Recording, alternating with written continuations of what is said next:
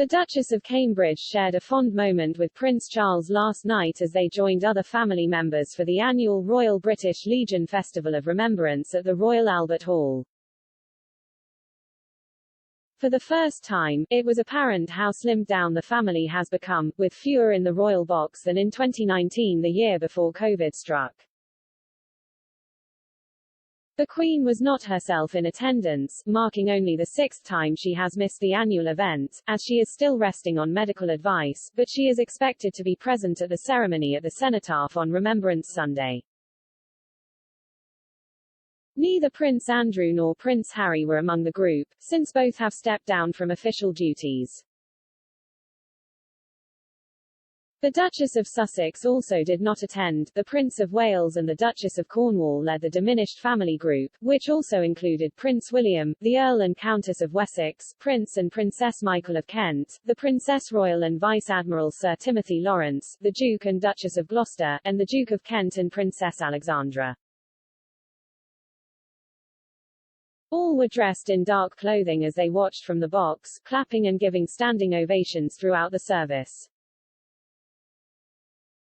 Prince Charles and Camilla were joined at the front of the royal box by Prince William and Kate ahead of the festival. In remembrance of her late mother-in-law, Kate wore Princess Diana's Collingwood pearl earrings and pearl bracelet. And in what royal watchers saw as a nod to her three children, she chose a crystal and gold-plated three-poppy brooch, which is sold for £45 on the Royal British Legion's website. Prime Minister Boris Johnson sat in a box on the left-hand side of the royal box, while Labour leader Sir Keir Starmer sat in a box on the other side. The festival was dedicated to all those that have served and sacrificed from Britain and the Commonwealth, as well as those who lost their lives protecting others during the pandemic. The ceremony was started by singer Alfie Boe, who performed a rendition of the Take That song Greatest Day. The 100-year anniversary of the Royal British Legion was also highlighted, with poet Thomas Roberts will give an emotional rendition of his specially commissioned piece Alive with Poppies at the Festival of Remembrance at the Royal Albert Hall. After the poem finished, the audience lifted their wristbands, which glowed red, creating a similar effect to the image of a field of poppies. American singer Gregory Porter was the next guest to take to the stage, performing a song in the center of the venue. The Royal Marines Fanfare team opened the ceremony and were then followed by Royal British Legion members carrying blue and gold standards. The blue indicates loyalty and fidelity and the gold represents trial by fire. Following the performance, the Chelsea pensioners were welcomed into the venue to a rapturous round of applause. Attendees could be seen wiping away tears as a video showed Sally and David Wright telling the story of their son James, who was killed in Afghanistan 10 years ago.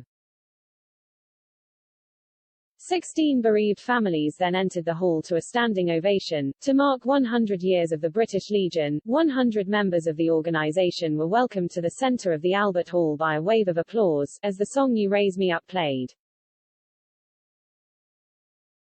Cynthia Erivo, Alexandra Burke and Raman Karimloo also led performances at the Royal British Legion's annual event.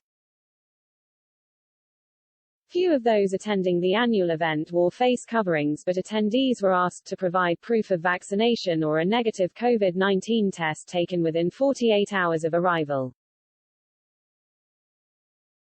The Royal Albert Hall's guidance states, "Please help us to keep everyone safe by wearing a face covering where possible and by respecting other people's personal space in order to reduce your risk and the risk to others."